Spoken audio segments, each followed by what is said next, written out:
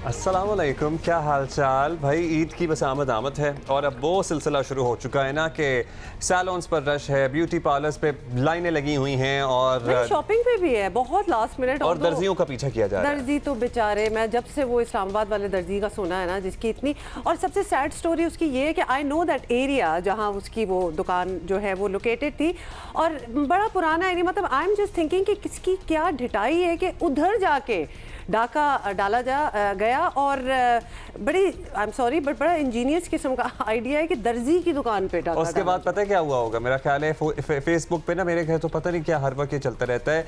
You know, online shopping का भी trend बहुत ज़्यादा बढ़ गया और ऑनलाइन शॉपिंग एक वेबसाइट से होती है या इंस्टाग्राम वगैरह पे शॉप से होती है। एक ऑनलाइन शॉपिंग वो होती है जो फेसबुक पे खवातीन लाइव सेशंस कर रही होती हैं।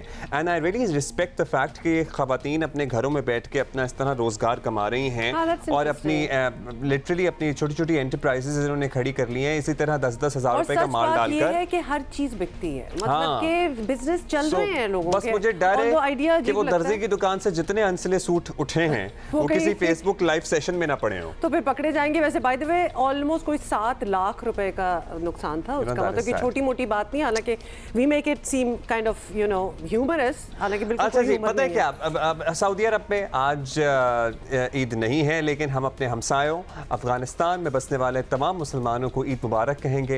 होपफुली दुआ अफगानिस्तान में आज है, कल है नहीं, वैसे सऊदी दुबई वगैरह में भी कल होगी। अफगानिस्तान में आज है ना, अफगानिस्तान में आज है, इसलिए मेरी ईद मुबारक आपने ऐसी खत्म कर दी बीच में। खैर, अफगानिस्तान में बसने वाले तमाम बहन भाइयों को बहुत बहुत दिली ईद मुबारक, इस दुआ और इस उम्मीद के साथ कि आपके वतन में अमन आए, सलामती रहे और आपका मुल्क तरक्की करे।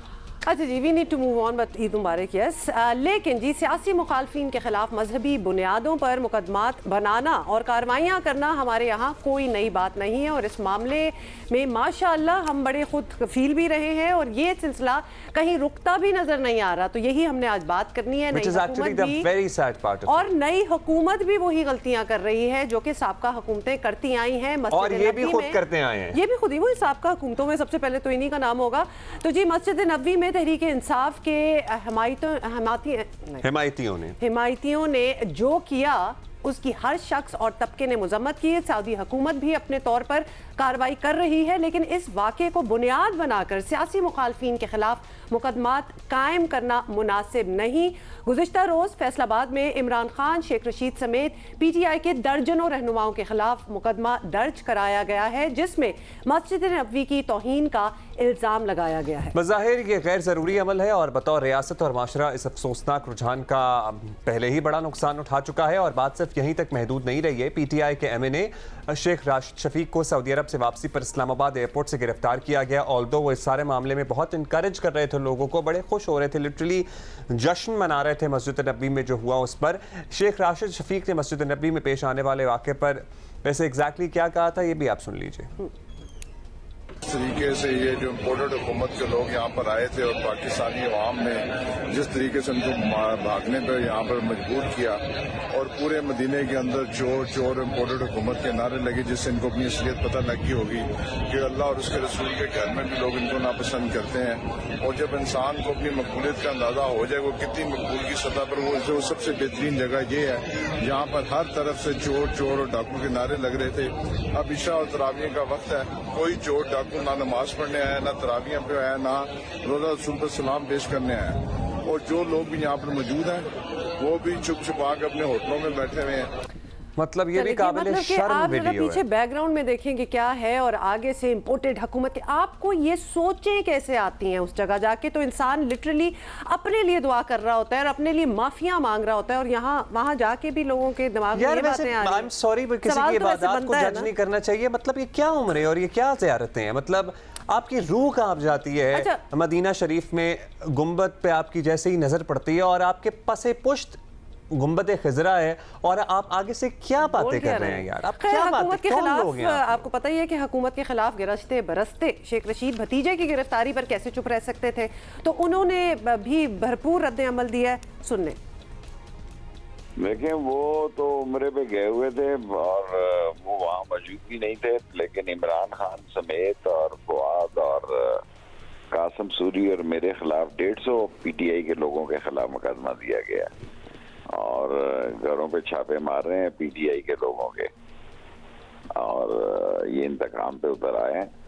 कल मरियम ने कहा था कि इस फितने को फौरी कुचलना है, ये कहना कि साजिश की गई है लोगों को ले जाके वहाँ पे, ये जहाँ भी जाएंगे इनके खिलाफ नारे लगेंगे और ये 150 लोगों के घरों में आज रेड करेंगे, तो ये मुल्क के हालात खराब ही करेंगे। अच्छी बात है, इन्होंने इब्तिदा कर दी है, अभी तो 1 महीना पड़ा लॉन्ग मार्च शेख में। रशीद साहब को वैसे अपने रवैये, अपनी बातों पे गौर करना चाहिए। शोशा आपका भी छोड़ा हुआ है, आपने सबसे पहले जलसे में खड़े होकर इनकी जाने की तारीख बताई थी, उसके बाद प्रेस कॉन्फ्रेंसों में आप बताते थे कल इनके साथ क्या होगा। और फिर आप अपनी उम्र देखें, अपना तजर्बा देखें और अपनी हरकतें देखें, मतलब when would these guys grow up?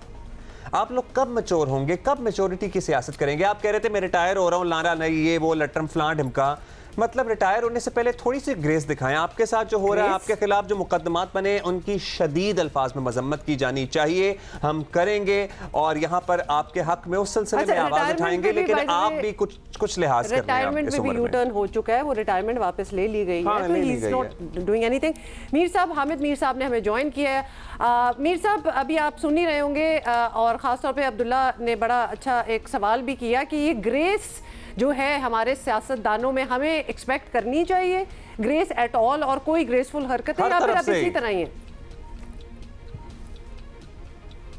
देखें, ग्रेस का तकाजा तो ये था कि मस्जिद नबवी की जो तौहीन का वाकया हुआ, तो उसकी बहुत से उलमा इकराम ने और बहुत से लोगों ने मजम्मत की, लेकिन तहरीक इंसाफ की जो मरकजी क़यादत है उसको चाहिए था कि वो भी उसकी मजम्मत करती। खास तौर पे इमरान खान साहब को चाहिए था वो मजम्मत करते, शेख रशीद साहब मजम्मत करते। तो अगर ये मजम्मत करते तो ये मामला जो है ना, ये थोड़ा सा कूल डाउन हो जाता, लेकिन उन्होंने इसकी मजम्मत नहीं की। ये जो भी आप कह रहे थे ना कि हर शख्स ने और हर तबके ने मजम्मत की, ऐसी बात नहीं है।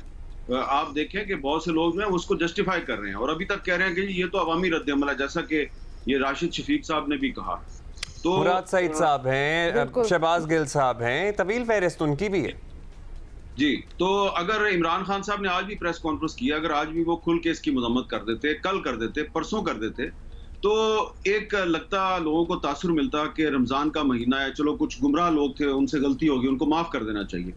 लेकिन उनकी मजम्मत करने की बजाय उनको डिफेंड किया गया। फवाद चौधरी साहब ने उनको डिफेंड किया और लोगों ने उनको डिफेंड किया, तो उससे ये हुआ कि मैंने अल्लामा कौकब नूरानी साहब जो मुल्क के बहुत बड़े आलिम दीन है, मैंने उनका एक बयान सुना और मुझे वो बहुत दुख में और तकलीफ में नजर आए।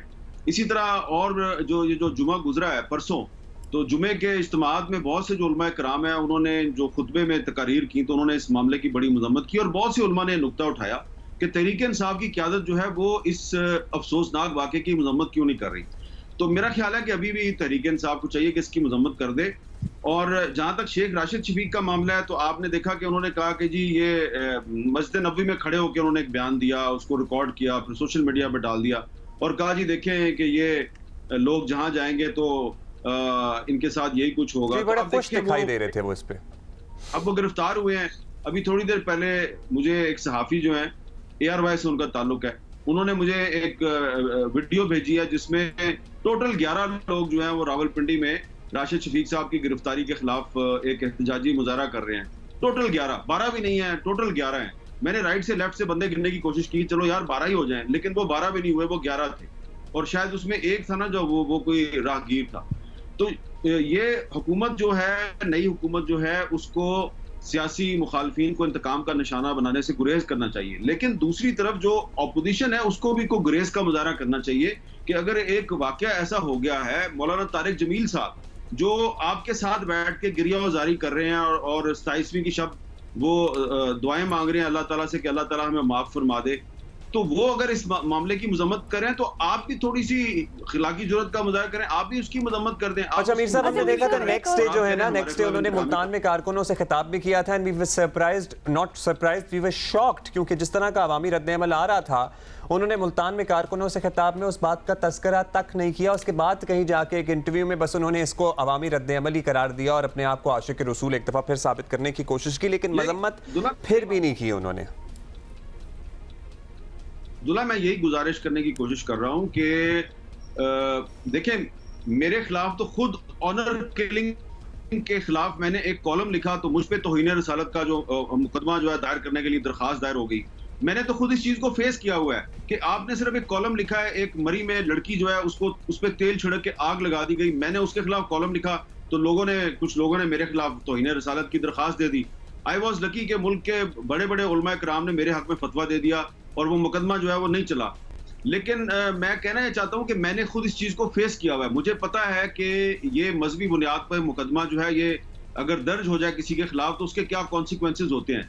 लेकिन आप मजम्मत तो कर देना उस वाक़े की, यानी कि आपको अच्छी तरह आप अमर बिल मारूफ के अलंबरदार हैं, अमर बिल मारूफ की आप बात करते हैं तो आपको कुरान पाक की सूरह अल हिजरात में जो कहा गया है उसका आपको नहीं पता, जो रोज़ा रसूल पे बड़े बड़े वाज़े अल्फाज में उसको वहां पे लिखा भी गया है कि यहाँ पे आपने ऊंची आवाज में बात भी नहीं करनी। जी जी, तो सुनहरी जालियों के ऊपर वही आयत दर्ज है। अच्छा मीर साहब, कराम जो है वो उसकी मजम्मत कर रहे हैं तो आप उसकी मजम्मत ही नहीं कर रहे। तो ये देखे ना, इसका आपको भी उनकी भी तो कोई जिम्मेदारी है ना कि अगर शेख राशिद शफीक गिरफ्तार हो गए हैं तो इमरान खान आज ही इसकी मजम्मत कर दें, शेख रशीद साहब आज ही इसकी मजम्मत कर दें। वो मजम्मत करने के लिए तैयार ही नहीं है कि ये वाकया जो है वो उनके ख्याल में सही हुआ है। तो ये अफसोसनाक बात है, अगर हुकूमत ने गलत किया तो इनका रवैया भी बहुत ही गलत है। अच्छा मीर साहब, अब जो on the other hand PTI के इमरान खान साहब के और टॉप बाकी जो फिगर्स हैं पुरानी हुकूमत के, तो उनके अगेंस्ट भी एक पर्चा कट गया फैसलाबाद में इसी वजह से।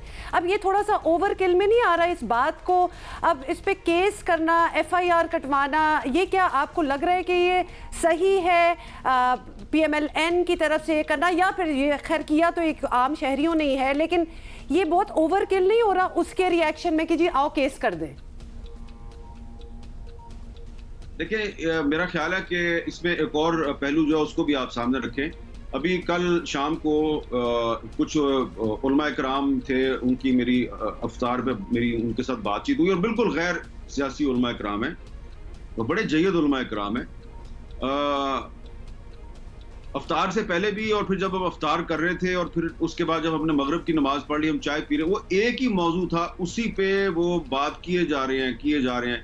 और मुझे वो बता रहे थे कि अगले जुमे को, यानी कि जो जुमा आने वाला है, जो ईद के बाद जुमा आएगा, तो उन्होंने कहा जी अगले जुमे को हम कोशिश करेंगे कि मुल्क भर की जो मसाजिद हैं उसमें उलमा कराम इस मामले पर कोई स्टैंड लें कि ये हम पाकिस्तान के इस्लाम के नाम पे बना था, पाकिस्तान के मुसलमानों के साथ बड़ी ज्यादती हुई है, उनकी तौहीन हो गया है कि मस्जिद में जो वाकया हुआ है और इमरान खान इसकी मजम्मत क्यों नहीं करे। तो ये वाकया ये हुकूमत को छोड़ दें कि उसने एफआईआर क्यों दर्ज करी है। मुझे लग रहा है कि ये मामला जो है इसकी नौयत जो है, इसकी जो नजाकत है, उसको इमरान खान साहब अभी तक समझ नहीं पाए। वो ये समझ रहे हैं कि मैं बड़ा पॉपुलर हूँ और ये जो वाकया वहां पे हुआ है इसमें शेख राशिद शफीक ने वहां पे खड़े होकर जो वीडियो जारी कर दिया तो उसके बाद पूरी पाकिस्तान के अवाम जो है वो मेरे मौक़िफ़ के हामी है। ऐसी बात नहीं है। मैं कितने उलमा के नाम ले सकता हूँ कि जिनके साथ मेरी बात हुई है और जो इसकी मजम्मत कर रहे हैं। अब जी मजम्मत भी कर रहे हैं। आप जुमे के खुतबात की बात कर रहे थे अमीर साहब, मैं भी जिस जुम्मतुल विदा मैंने भी जहां पढ़ा वो भी एक गैर सियासी आलिम है और एक कराची का एक पॉश इलाका है, वहां पे भी इस वाक़े का तस्करा था और तमाम लोग जो बैठे हुए थे और उस पॉश इलाके में बड़ी तादाद पाकिस्तान तहरीक इंसाफ के सपोर्टर्स की भी है। उन तमाम लोगों से मौलवी साहब ने सवाल भी किया और सब ने इस वाक़े की मजम्मत की। अब ये बताइए, लेकिन at the same time Mir साहब हमने बहुत कुछ भुगता है इस ये जो है ना तौहीन के इल्ज़ामात और इस सारी सूरत हाल में रिलीजन कार्ड का भी इस्तेमाल कहा जाता है इसे। वुडंट इट बी बेटर कि नई हुकूमत जो है सऊदी अरब वालों को कार्रवाई करने देती? वहाँ पे भी तो कार्रवाई हो ही रही है ना इत्तलात के मुताबिक, और यहाँ पर इस किस्म के मुकदमात और ये तौहीन के इल्ज़ामात ना लगते क्योंकि पहले ही माहौल आपको पता है कितना कशीदा है। देखिए मैं अब इस बहस में पढ़ना नहीं चाहता ना। मैंने आपको शुरू में एक बात कह दी कि अगर इमरान खान साहब इसकी मजम्मत कर देते तो मामला जो है वो खत्म हो जाता और मैं भी इस पोजीशन में होता कि जी एक मैं वाज़ेह तौर पे स्टैंड लूं कि भाई आप गलत करें, आपको ऐसा नहीं करना चाहिए। अब इमरान खान साहब उसको गलत समझ ही नहीं रहे, वो कह रहे हैं कि नहीं ये जो है ये अवामी रद्द-ए-अमल है। तो अब अगला जो जुमा आ रहा है, ईद के बाद का जो जुमा है, उसमें अगर उलमा कराम जो है वो इस पे तकरीरें शुरू कर दें और जुलूस निकालने शुरू कर दें तो राना सनाउल्लाह फंस जाएगा। तो ठीक है, अगर इमरान खान साहब जो है वो नहीं समझ रहे तो हम तो कह रहे हैं कि ये ऐसा नहीं होना चाहिए, हुकूमत को भी ऐसा नहीं करना चाहिए। लेकिन उससे पहले ये जो लोग थे ये थे तो इमरान खान के सपोर्टर थे ना। अब साहबजादा जहांगीर साहब जो है उन्होंने एक वीडियो रिकॉर्ड करवा के और उन्होंने मुझे भी भेजी अनिल मुसर्रफ साहब मुझे कुछ 6 पैगामात भेज चुके हैं कि भाई मैं इसमें मुलव्वस नहीं हूँ। मैंने उनको कहा कि ये जो आपने मुझे वीडियो भेजी है साहबजादा जहांगीर की, इसमें वो मजम्मत क्यों नहीं कर रहा है इस वाक्य की? उन्होंने कोई जवाब नहीं दिया। फिर भी मैंने वो वीडियो उनकी पोस्ट कर दी। मैंने कहा ये आपका राइट है कि आपको पॉइंट ऑफ व्यू आना चाहिए, मैंने उसको पोस्ट कर दिया। लेकिन मैं बार बार एक ही गुजारिश कर रहा हूँ कि अब मैं जो है वो मैं तो एक जर्नलिस्ट हूँ भाई, मैं कोई सियासतदान तो नहीं हूँ कि मैं कहूँ जी वो इमरान खान जो है उसके साथ बड़ा जुल्म हो गया, बड़ी ज्यादती हो गया। भाई वो जब उस वाक़े की मजम्मत ही नहीं कर रहा तो मैं क्या स्टैंड लूँ? चलो एक और वाक़े की बात करते हैं। मूविंग ऑन मीर साहब, अब खान साहब का उन्होंने लॉन्ग मार्च की एक कॉल दी है और वो भी चांद रात की। उन्होंने कहा है कि चांद रात तैयारी होता जी बिल्कुल, आज रात हो या कल रात, चांद रात का भी पता थोड़ी होता है। झंडे लेके शुगल करेंगे तो लोग। ये नहीं, ये शुगल वहाँ शुगल नहीं होता ना, वहाँ चीजें जरा आगे चली जाती हैं। तो क्या कहेंगे आप इस लॉन्ग मार्च का कि अब नौजवान जो हैं वो कोई भी मौका देख के मतलब वो अपने पॉलिटिकल स्लोगनेरिंग पे निकल जाए, मतलब उनका काम ही है कि उनको ये आरे लगा देना, ईद त्योहार कुछ भी गले मिलना, चांद रात मनाना, तो कुछ गैर सियासी नहीं रहा। बिल्कुल याद दिलाते रहें कि जी हम किस कॉज के लिए इधर हैं। देखिए ये चांद रात पे कर रहे हैं या नहीं कर रहे, ये उनकी पार्टी का डिसीजन है, उनको राइट है ये करना। और अगर वो लॉन्ग मार्च भी कर रहे हैं तो मैं समझता हूँ कि ये भी उनका राइट है, उनको लॉन्ग मार्च करना चाहिए। अगर वो समझते हैं कि हम लॉन्ग मार्च करके नए इलेक्शन करवा लेंगे तो वो करें। उन्होंने 2014 में भी किया था। लेकिन मेरी गुजारिश ये है एक आम पाकिस्तानी शहरी की हैसियत से कि जब इमरान खान साहब वजीर आजम थे तो जब भी ऑपोजिशन ने कोई लॉन्ग मार्च किया तो वो इस्लामाबाद शहर जो है ना उसकी हर सड़क पे कंटेनर खड़े हो जाते। अब शहबाज शरीफ साहब वजीर आजम हैं और इमरान खान साहब जो हैं उन्होंने जब पिछले हफ्ते इलेक्शन कमीशन ऑफ पाकिस्तान के दफ्तरों के सामने मुजाहरे का ऐलान किया तो फिर वही काम हुआ, सारे जो इस्लामाबाद के अहम इलाके हैं वो उनकी सड़कों पर कंटेनर खड़े हो गए। तो ये इमरान खान हो या शहबाज शरीफ हो, ये जब हुकूमत में होते हैं तो ये कुछ और बातें करते हैं, जब ये ऑपोजिशन में आते हैं ये कोई और बातें करते हैं। अब आज इमरान खान साहब ने प्रेस कॉन्फ्रेंस किया है, ठीक है, प्रेस कॉन्फ्रेंस में वो ऐसा लग रहा है कि अभी भी वो हुकूमत में है। और मैं आपको बताऊं कि आप ये तो सवाल उठा रहे हैं कि जनाब इमरान खान और उनके साथियों के खिलाफ मुकदमा दर्ज हो गया। मैं आपको बता रहा हूं कि ये इमरान खान को मशवरा दिया गया है कि जिस तरह आपके खिलाफ मुकदमा दर्ज होगा ना फैसलाबाद में, तो आप शहबाज शरीफ और बिलावल और हमजा शहबाज इन सब के खिलाफ आप पेशावर में एक गैर मुल्की साजिश में मुलव्वस होने के इल्जाम में इनके खिलाफ गद्दारी का मुकदमा दर्ज करवा दें। और ये मशवरा उनको मुल्क के एक सीनियर सहाफी ने दिया है जो कि अपने आप को तजियाकार भी कहते हैं। तो ठीक है, अब उनके एडवाइजर दोनों के इस तरह के हैं। जी बिल्कुल, इस तरह की सोशल मीडिया पे बातें भी चल रही हैं। प्रेस कॉन्फ्रेंस की आपने बात करी दी है मीर साहब, फराह गोगी साहिबा के हस्बैंड तो प्रॉब्ली इतना डिफेंड नहीं कर पाए उनको शाहजेब के शो में, और उन्होंने नहीं बताया कि वो कोई प्रॉपर्टी टाइकून हैं या प्रॉपर्टी का काम करती हैं नहीं करती हैं। लेकिन इमरान खान साहब ने, जिनको फवाद चौधरी कहते थे कौन फराह गोगी, इमरान खान साहब ने कहा वो तो बेचारी प्रॉपर्टी का काम करती है। मीर साहब एक दफा दोबारा सुनाना चाहते हैं कि इस हवाले से खान साहब ने क्या कहा। मैं आपसे पूछना चाहता हूं कि ये जो आपने फराह खान के ऊपर केस डाला है, ये किसी को भी पहले दिखाएं कि कोई केस बन सकता है। पहले तो क्या जी उसकी जो wealth beyond known source of income है, ये सिर्फ पब्लिक ऑफिस होल्डर्स के ऊपर अप्लाई करती है। वो कौन सी कोई एमएनए या पब्लिक ऑफिस होल्डर थी, वो तो एक रियल एस्टेट पे काम करती है 20 साल से। ये सीधी इंतकामी कार्रवाई ली जा रही है। वो पब्लिक ऑफिस होल्डर नहीं है लेकिन वो ट्रस्टी है इनकी अल-कादिर यूनिवर्सिटी की, और वो इनको पहले ये पहचानने से इनकारी थे, अब कह रहे हैं जी इनका कारोबार चमक गया इनके। नहीं, और रियल एस्टेट का जिक्र हमने पहले एक्चुअली ऑब्वियसली स्पेकुलेशन तो थी, लेकिन उनके हस्बैंड ने भी शाहजेब खानजादा के शो में इस तरह कैटेगोरिकली नहीं कहा जिस तरह एक्सप्लेन किया खान साहब ने। अच्छा देखें, बात यह है कि ये जो प्रेस कॉन्फ्रेंस किया ना इमरान खान साहब ने, आपको पता है इस प्रेस कॉन्फ्रेंस में सिर्फ एक चैनल के एक रिपोर्टर को सामने बैठने की इजाजत थी। बाकी सब बाहर खड़े थे। अनोखी प्रेस कॉन्फ्रेंस थी जिसमें सिर्फ एक रिपोर्टर को सामने बैठाने की इजाजत थी ताकि कोई दूसरा सवाल ही ना कर सके। तो आप कहते हैं कि पाकिस्तान में आज़ादी साबित होनी चाहिए और सहाफ़ी भी आपकी मर्जी के आपके सामने बैठे और कोई सवाल नहीं कर सका। अब ये जो सवाल आप मुझे कर रहे हैं ना, ये सवाल दरअसल इनसे किया जाना चाहिए था कि खान साहब चले ठीक है, फराह गोगी जो है उसके खिलाफ एक गलत मुकदमा दर्ज हो गया, जो आपने राना सनाउल्लाह के खिलाफ मुकदमा दर्ज करवाया, जो आपने हनीफ अब्बासी के खिलाफ मुकदमा दर्ज करवाया, जो आपने एहसन इकबाल को अंदर किया बार बार, शाहिद हकान अब्बासी को अंदर किया, ख्वाजा आसिफ को अंदर किया, खुर्शीद शाह को अंदर किया, शहबाज शरीफ को 2 दफा अंदर कर दिया, हमजा शहबाज को अंदर कर दिया, इतनी लंबी लिस्ट है। क्या वो ठीक था? आप 3.5 साल आप हुकूमत में रहे, क्या एक भी मुकदमा आप इन पे साबित कर सके? तो ये वो सवाल है जिनका वो जवाब नहीं दे सके। और इसलिए वो क्योंकि जवाब नहीं दे सकते तो वो किसी अपने जर्नलिस्ट को सामने नहीं बैठने देते, सिर्फ अपनी मर्जी का जर्नलिस्ट सामने बैठाते हैं।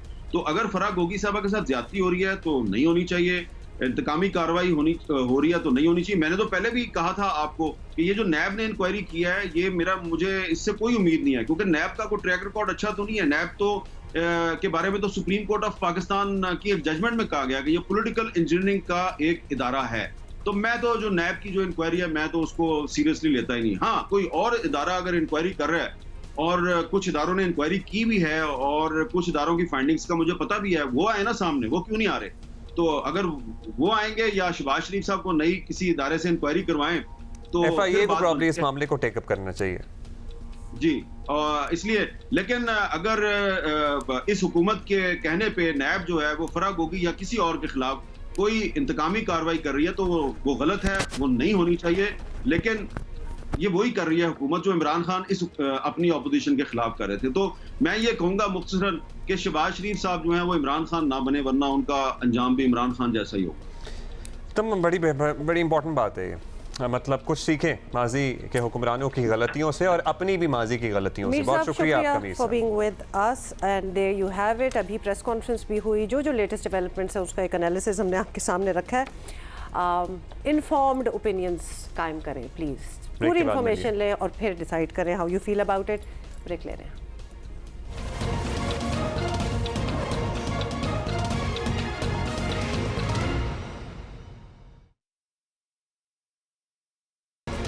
पता जब से हमारा शो शुरू हुआ है ना, एज एन आज हम इस सेगमेंट का इंतजार कर रहे हैं क्योंकि हमें बड़े पसंद हैं।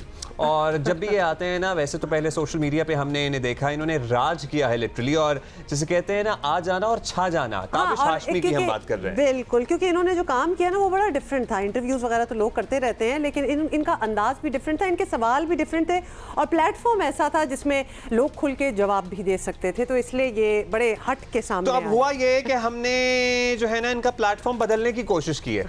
अब ये कोशिश क्या है एग्जैक्टली और इस कोशिश में बड़ा कुछ गया है। अच्छा जी, बताना चाहते हैं ताल्लुक कराची से है इनका और मूव हो गई ये कनाडा, और फिर कनाडा से लैंडिंग उन्होंने कहा कि लाहौर। मतलब हम पिछले दिनों से कुछ देख रहे हैं चीजें और हम देखकर परेशान है कि भाई इस बेचारे के साथ लाहौर में क्या हो रहा है। जैसा कि अब आपको पता है कराची में तो जरा स्ट्रीट क्राइम अब थोड़ा सा बेहतर हुई है सूरत हाल, लेकिन मतलब कौन ही होगा कराची में जिसने सब कुछ ना भुगता हो। लेकिन लाहौर में इतना कॉमन नहीं है, अल्लाह करे ऐसा ही सिलसिला रहे। लेकिन लाहौर में भी इनको डाकू पड़ गए लिटरली। अब हुआ क्या वो देख लेते हैं।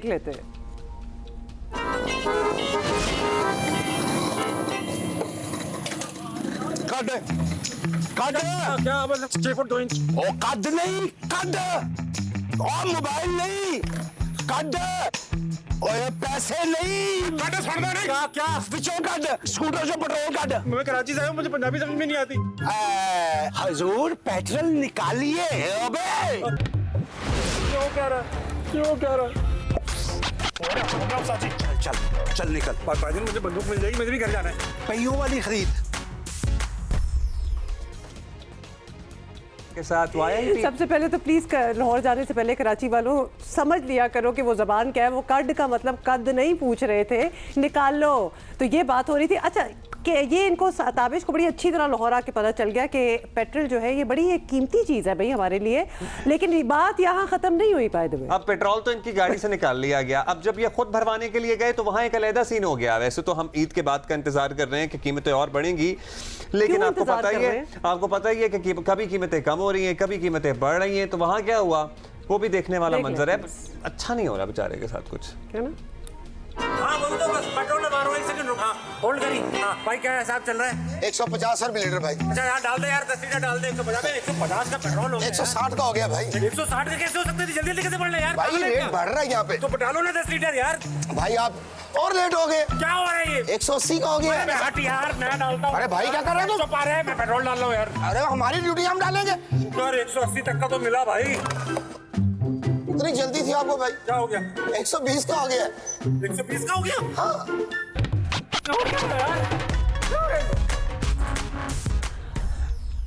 सितारे गर्दिश में इस लड़के के, मैं बता रहा हूँ आपको। मतलब जब आप पहुंच जाए ना पेट्रोल डलवाने तो उसी इंस्टेंट कर लिया करें, वरना आपके वहाँ खड़े होते होते ही प्राइसेस जो है वो ऊपर नीचे हो जाती हैं। खैर एनीवे, ताबिश को अब पेट्रोल वाली बात तो ऑब्वियसली समझ आ ही गई, लेकिन शायद महंगाई का असर समझने में कनाडा वालों को ना, आपको पता है, थोड़े से और तजुर्बे करने पड़ते हैं।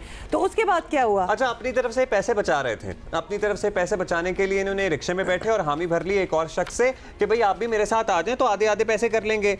भाई आपको ये करने की क्या जरूरत थी? क्योंकि आप किसी को हाथ पकड़ाएंगे ना लाहौर में तो बाजू लेकर आपका चला जाएगा।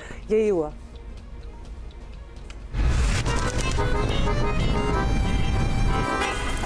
भाई साहब जॉर्ज टाउन चलेंगे? कितने पैसे? 500 रुपया। 500 रुपए? चलो जल्दी करें फिर, जल्दी करें। भाई आप जॉर्टन जा रहे हैं? जी जी, मैंने भी जाना है, किराया आधा कर लें। आ जाए आ जाए। हाँ जल्दी करो। मैंने आधा किराया दिया भाई आधा किराया मैंने दिया आधा हम भी दे रहे हैं। चलो चलो चलो चलो, ये हो क्या रहा है? चलो डबल है, डबल है। बेचारा, मैं कहती हूँ कनाडा वाले तो यही सोच के बैठे रह जाएंगे कि हमने नहीं जाना, ये हमारे साथ क्या हो रहा है। लेकिन महंगाई में जी शेयरिंग से बचत का तरीका देख लिया आपने, करने की जरूरत नहीं है, लेकिन this is how it happens. तो अब बंदा क्या करे? और मेरा ख्याल है कि लाहौर में एक ही काम हो सकता है, वो काम हो सकता है खाना खाने का। अब आपको पता है ये माशाल्लाह खुशखुराक है लाहौरी, अब इनको भी मिल गया एक लाहौरी जिसने इनको बहुत सुनहरे ख्वाब दिखाए और सब्ज बाग दिखाए कि भाई बिरयानी और कोरमा और क्या कुछ और कीमा और कुटा हुआ कीमा, तो हाथ से बना हुआ कीमा। अब इतनी फरमाइशें ना आप लाहौर जाके ना किया करें, ये सारे लवाजमात ना कराची में जरा ज्यादा बेहतर मिलते हैं। क्योंकि फिर ये हुआ। अब किसी खाएंगे क्या? मैं हाथ का कुटा कीमा खाना चाहता हूं। हाथ का कुटा कीमा 7 पानियों से धुला हुआ, 7 पुदीने की चटनी होगी। कुछ हो रहा है। लाहौर का हर हिस्सा तो खत्म है। तो फिर खाएंगे क्या? तो खत्म हो गया तो न्यारी अंदरून शहर चलते हैं। हाँ बिल्कुल, चले चले। मछली की लाल लाल बोटी, उसमें ऊपर मगज। मुझे खुशबू आ रही है। पहुंच जो गए हैं। इधर मुंह करें, इधर ये। अरे आप तो कह रहे थे हरीसा कीमा पाए निहारी। ओहो, ये लंगर है, खुश नसीबों को मिलता है। यार ये हो क्या रहा है? मुझे को एक्सप्लेन करेगा ये क्या हो रहा है यार? ये हो क्या रहा है? ताबिश हाशमी हमारे साथ मौजूद है, उन्हीं से जान लेते हैं। ताबिश, ये क्या हो रहा है यार? आप क्या कर रहे हैं लाहौर में? आपके साथ तो देख के जो हो रहा है आपके साथ, हमें थोड़ा सा अफसोस हो रहा है। अस्सलाम वालेकुम अब्दुल्ला, अस्सलाम वालेकुम Tabish, good to have you back on the Geo screen and looks like अब आप छाए रहेंगे जियो पे और हम आपको देखने वाले हैं बहुत ज्यादा।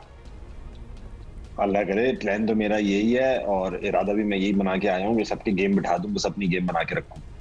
हाँ, लेकिन कुछ आप प्लान्स करके आते हैं, वो तो हमने इन टीजर्स में देख लिया है कि प्लान आप कुछ करते हैं, होता कुछ है, तो हम आपको दुआएं दे सकते हैं। तो जल्दी से बताएं जी, ईद पे लगता है कि कुछ आप कोई बड़ी भारी भरकम चीज करने वाले हैं, तो हमें तो वैसे काफी कुछ पता है, लेकिन हम जरा मम हैं, हम आपसे सुनना चाहते हैं। हाँ आप जी, पहले तो आप यहाँ से शुरू करें, ईद पे तो बताएंगे आपको क्या आ रहा है। क्या आ रहा है? पहले तो आप मुझे ये बताएं कि आपको किसने मशवरा दिया था ये कि आप कनाडा में सेटल्ड हैं और आप आके लाहौर चले जाएं, और लाहौर आपके साथ जो हो रहा है, फिर मतलब ये शिकायत इसकी बनती नहीं है वैसे आपके साथ जो भी हो रहा है? नहीं, बिल्कुल भी नहीं बनती। असल में मुझे ये वो कहते हैं ना, वो लाहौर मेरे अंदर बैठ के आवाजें लगा रहा था कि आ जाओ आ जाओ आ जाओ, इधर बहुत कुछ है, इधर आ जाओ। तो बस मैं ये आवाजें सुन के जो थी ना, वो गायबाना आवाजें सुन के लाहौर पहुंच गया। और अपार्ट फ्रॉम द फैक्ट कि खाने वाने जो है वो मुझे लोगों ने लंगर खिला दिए और पेट्रोल के मसाइल हो गए, मगर Lahore is a beautiful city, very culturally rich, और वहां जाके बहुत मजा आ रहा है। हाँ, मजा तो आपको आ रहा है, लेकिन आपको क्यों मजा आ रहा है अब हम ये जानने में इंटरेस्टेड हैं, और आप हम सबको कैसे मजा कराएंगे ये भी जरा बता दें। हाँ, मैं ईद के दिन से शुरू हो रहा हूँ जियो न्यूज पर रात 10 बजे। हाँ, मैं शुरू होने वाला हूँ, मुझे फिर रोक नहीं पाएंगे आप। मैं शुरू होने वाला हूँ जियो न्यूज पर ईद की रात से आप मुझे जियो पे देखेंगे। और सबसे पहली जो है वो हम काफी फिल्म्स आ रही हैं पाकिस्तान में, सिर्फ मैं नहीं आ रहा हूँ अकेला, फिल्म्स भी बड़ी ईद पे आ रही हैं, और सारी फिल्म्स जो है वो अपनी प्रमोशन के लिए ऑलमोस्ट इस शो में जो हम ईद से स्टार्ट कर रहे हैं जियो पे वो पहुंच रही हैं। छोटी सी बात अगर बताना चाहूँ वो ये है कि इंशाल्लाह पाकिस्तान की हिस्ट्री का सबसे बड़ा कॉमेडी शो होगा। सेट देखकर ही अंदाजा हो जाएगा कि इसका स्केल कितना बड़ा है।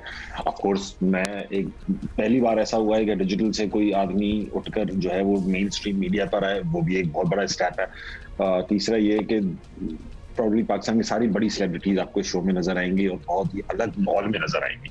और पाकिस्तान के सबसे बड़े फनकार, सबसे टैलेंटेड फनकार भी इस शो में नजर आएंगे। तो खबर हमारे पास ये है, हम आपको बताते जरा अपने अंदाज में कि ताबिश हाशमी का पाकिस्तान की हिस्ट्री का सबसे बड़ा show which is going to be a fun ride, जो कि हंसी मजाक और ठट्टों से भरपूर होगा, जिसका नाम क्या है ताबिश, बताइए जरा जल्दी। मैं बता दूं अब्दुल्ला कि हमने ये सोच के रखा है नाम के जो चीज हमें मना की जाती है हम बहुत दबा के करते हैं। जिस तरह ये लिखा होता है ना, यहाँ कचरा मत फेंकें, उधर ही कचरा फेंकते हैं। इसलिए हमने इस टेक्निक को आजमाते हुए शो का नाम रखा है हंसना मना है। हंसना मना है, जिस चीज से मना किया जाए, हाँ पाबंदी है, बिल्कुल मैं कहता हूँ पाबंदी है इसके ऊपर। सो आप लोग अपनी हंसी कंट्रोल करके रखिएगा, लेकिन ताबिश की कोशिश भरपूर रहेगी हम सबको हंसाने की। तो जियो पे ताबिश स्टार्टिंग पाकिस्तान की टेलीविजन हिस्ट्री का सबसे बड़ा कॉमेडी शो, जिसका सेट सबसे बड़ा है, जिसके फनकार जबरदस्त हैं, इनफैक्ट सबसे ज्यादा टैलेंटेड हैं। पाकिस्तान की क्रीम जो है ना, इंक्लूडिंग ताबिश, हमने जमा कर लिया एक जगह पे। अच्छा, अभी ये बनता नहीं है, अब आप ये बातें बता रहे हैं और ये जियो पाकिस्तान में आपको पता है कि हम बस बातों पे ही नहीं रहते, हमने आपको कुछ दिखाना भी होता है, कोई टीजर भी देना होता है। तो ताबिश क्या कुछ टीजर दे या क्या कहते हैं? मेरे क्लिप्स लीक, मेरे ख्याल से अगर आपके पास मेरे कुछ क्लिप्स हैं, हम आज अपने शो पे लीक कर देते हैं, लीक कर दें प्लीज। हो जाए जी, हो जाए, फिर दिखाइएगा। हाँ, घर में आती जाती थी इनसे बस सलाम दो के साइड पे हो इनसे बच के। हाँ। आप बचपन से ही ऐसे? बचपन में ही ऐसा हूँ। अच्छा, अभी बचपन चल रहा है, बच्चे चल रहा है, वेरी नाइस। दीवाना उसने कर दिया एक बार देखकर, हम कर सके ना कुछ भी लगातार देखकर। शुक्रकार तू इधर आ गया, वरना आज कनाडा में कच्चे बेच रहा ना तूने। कभी कभी शाजिया बाजी के अलावा भी किसी को देख लिया करते हैं। मैं तो नहीं देखता। हाँ, बिल्कुल। वो तेरे मेरे घर के बीच में है नारियल नारियल नारियल। I like and I am looking forward to that. अच्छा ताबिश, ये तो स्टार्स तो बड़े बड़े आपने, मतलब जिनकी फिल्म्स भी आ रही हैं, you have them on the show, कुछ पीछे से हंसी की भी आवाज़ आ रही थी, लगता है कि काफ़ी मजमा भी जमा हुआ था वहाँ आपको देखने के लिए, ऑडियंस बेस्ड। जी बहुत बड़ा क्राउड आता है जी शो देखने के लिए, और वो बहुत एंजॉय करते हैं।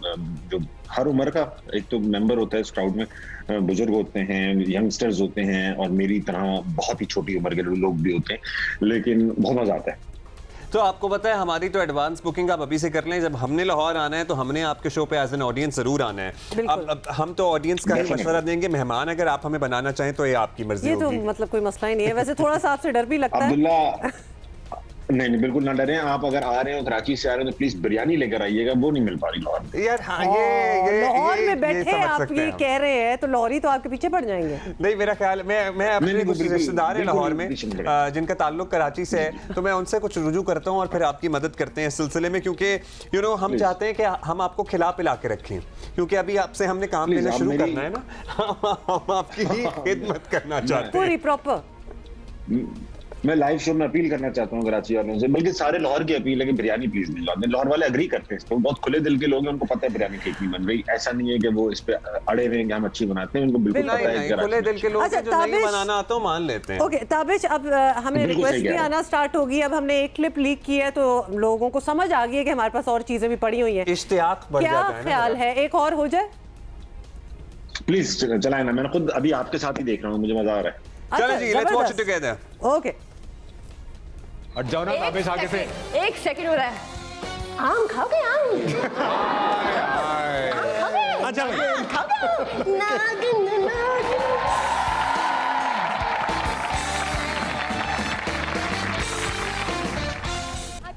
This looks grand. This It looks does. So now I see the audience as well. outstanding. So the audience की हमें झलक इस वाले टीजर में जरा नजर आई है। तो ये पहले दिन हम सबा कमर को देखेंगे या दूसरे दिन देखेंगे? Because आपको पता है ना मैं तो फैन हूँ उनका। Of course. वैसे तो आपकी मर्जी, आप जब चाहें देखें उनको, मैं कौन होता हूँ रोकने वाला।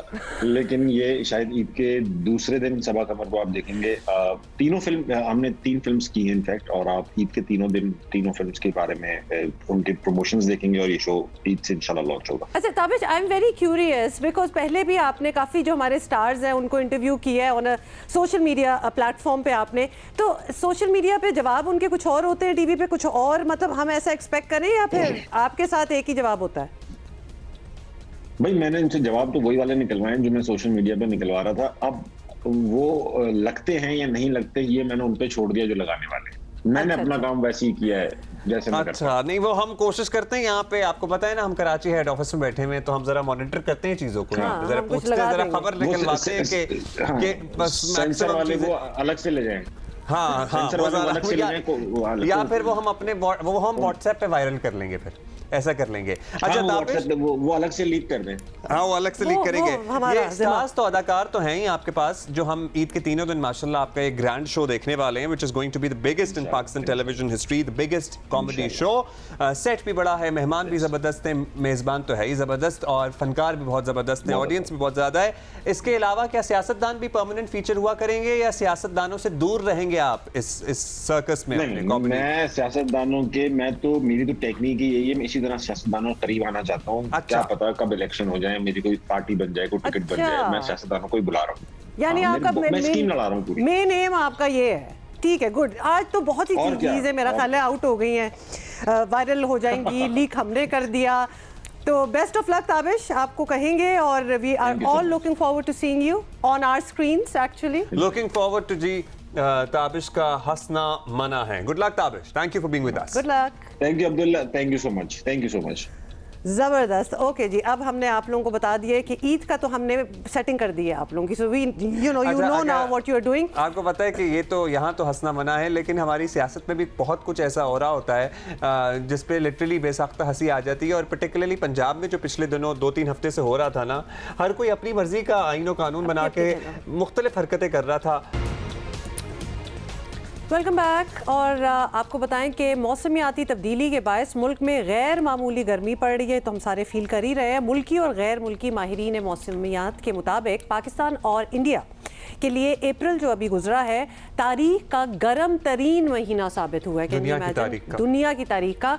और अप्रैल में 122 साल में सबसे ज़्यादा गर्मी पड़ी है, यानी ऐसा पहली दफ़ा हुआ है कि अप्रैल में पाकिस्तान और इंडिया के इलाकों में पारा जो है टेम्परेचर 50 डिग्री से ज़्यादा जिस पे सबको सर जोड़ कर बैठना चाहिए, और इस पूरे इलाके को सर जोड़ कर बैठना चाहिए। पाकिस्तान भारत के तनाज़ात और मामलात दूसरी तरफ, लेकिन ये वो मामला है जिससे हमारा सर्वाइवल जुड़ा हुआ है। मतलब this should be dealt on emergency basis. ये तो वॉर फुटिंग में होना चाहिए, कोई इसमें दूसरी राय ही नहीं है। और लेट्स बी ऑनेस्ट, इस पे किसी को कोई तवज्जो नहीं। अच्छा जरा कराची के और सिंध के हालात कराची में भी गैर मामूली गर्मी पड़ रही है। गुज़श्ता रोज़ कराची में दर्जा हरारत 38 से 40 डिग्री सेंटीग्रेड को छू गया, और आज भी एक और गर्म दिन था।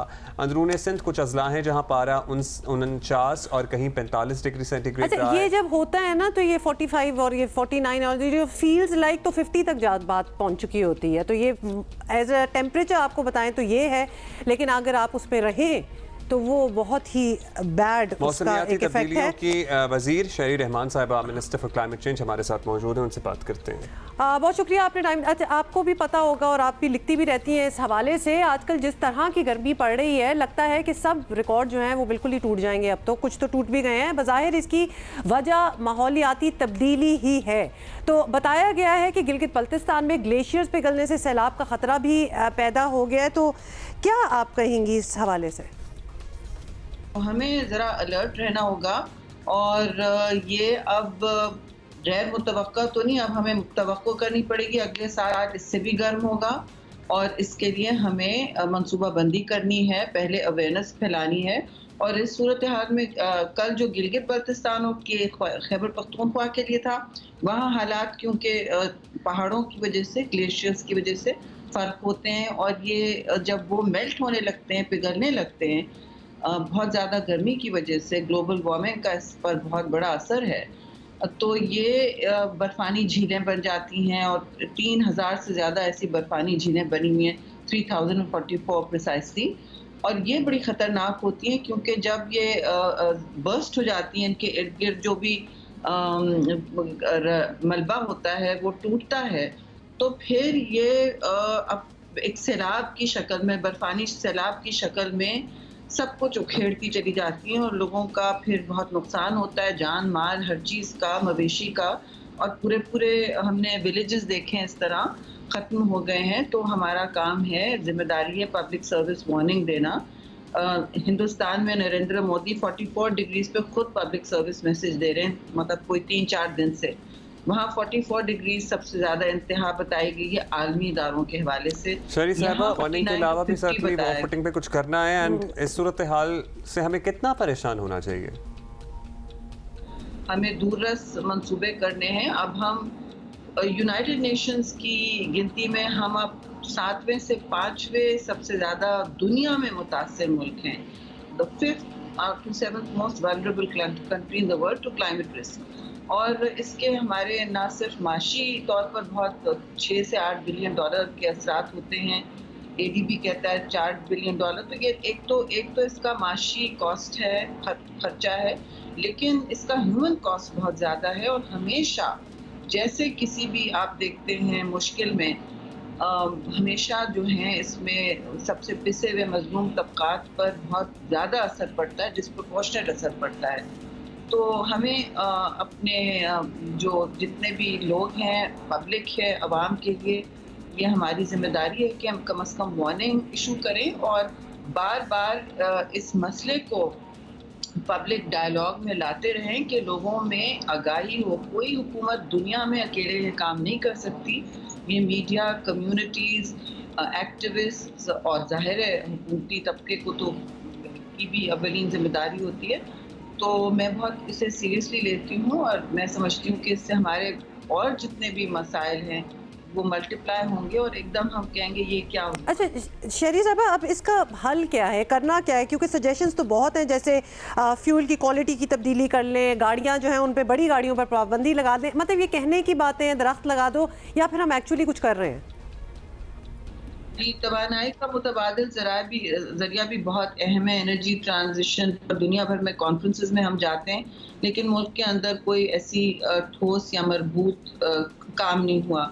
दूसरा, प्लास्टिक्स भी इस वक्त बहुत हमारे ना सिर्फ लैंडफिल्स और जो हमारी पानी के ज़राए हैं, आबी ज़राए हैं, चाहे वो समंदर हो या दरिया हो, उनमें भी तबाही फैल रहा है। वेस्ट मैनेजमेंट का डिस्कशन होना है। तो ये सारी बातें करने की हैं। एनर्जी ट्रांजिशन के लिए हमें सारी मिनिस्ट्रीज़, पेट्रोलियम, बड़ी बड़ी पावरफुल मिनिस्ट्रीज़ हैं जी, एनर्जी वगैरह, उनको इंगेज करके और चारों सूबों को इंगेज करके पॉलिसी बनानी होगी। हमारी मिनिस्ट्री पॉलिसी मिनिस्ट्री है और अफसोस से मैं कहूँगी कि 4 साल में एक क्लाइमेट काउंसिल है जो हमारे क्लाइमेट एक्ट में, कानून में मुंजमद है, वो कभी मिली नहीं। बहुत शुक्रिया आपका शहरी साहब, आपने वक्त दिया। अभी हम ब्रेक लेंगे, ब्रेक के बाद वापस आते हैं।